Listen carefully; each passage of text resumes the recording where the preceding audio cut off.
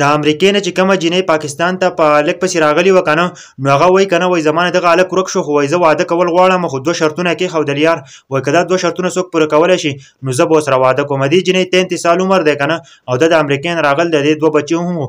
دا په هغه هلک پسې راغله، خو هغه هلک دې مکمل طور باندې غایب شوی دی.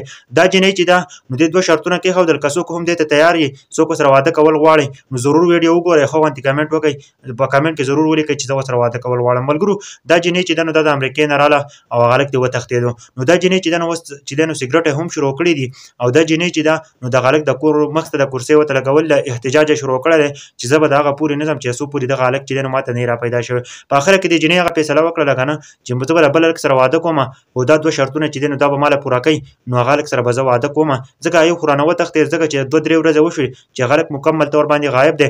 دغه هلک 19 سال عمر او د دې ښځې چې دی نو 33 سال عمر او د دې 2 بچي هم وو، او دا چې دی نو په کراچۍ کې په هلک پسې راغله. ملګرو دا جنۍ وایي که نه اولنی شرط به زما دا وي چې ما $15,000 میاشت راکوي، چې کوم کس سره زه واده وکړم که نه هغه به هره میاشت ماله $15,000 میاشت راکوي. نو په دې ځای کې خلک چې دی نو د دې نه وروسته شي چې $15,000 موږ په کوم ځای کې ګورو، موږ ته پاکستانۍ نه میلاویږي $15,000 نو موږ به $15,000 دې له څنګه ورکړو. نو په دې ځای کې خلک وروسته شي. او یوه بله خبره یې کړله که نه، یو بل شرط یې دا ایښودلی که څوک هم زما سره واده کول غواړي نو د هغې عمر چې دی نو د 19-20 نه واله د 33 سال عمر پورې به د هغه عمر وي، او زه به د هغه سره واده کول غواړم. دا 2 شرطونه یې اوس هغه کېښودلو، ځکه چې هغه راغلی و پاکستان ته په هغه هلک پسې، او هغه هلک دې مکمل طور باندې غایب شوی. دغه هلک چې و نو دا د کراچۍ و او 19 سال عمر دی. د سیټه چې تصویر تاسو ته ښکاري دقه دغه هلک تصویر دی او دقه د جنۍ تصویر دی.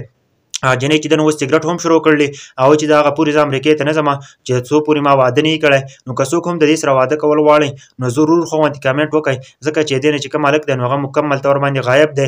3-4 ورځې وشوې که نه، خلک یې ګوري، خپل کور خلک یې هم ګوري، خو هغه ورته نه میلاویږي، ځکه چې هغه تښتېدلی چې دا جنۍ کله دلته په ایرپورټ کې نو مکمل غایب شوی دی. یار ښه غوندې کمنټ هم وکړئ او دا ویډیو ورسره شیر کړئ. که څوک هم د دې جنۍ سره واده کول غواړئ نو هغه دا جنۍ وایي چې زما سره واده وکړئ، د 19 سال نه واله د 33 سال پورې عمر یې وي، او دغه چې ماله $15,000 میاشت راکوي. نو دغه 2 شرطونه مې دي، که چاته دا 2 شرطونه قبول اجرا شي زما سره دې واده کولی شي.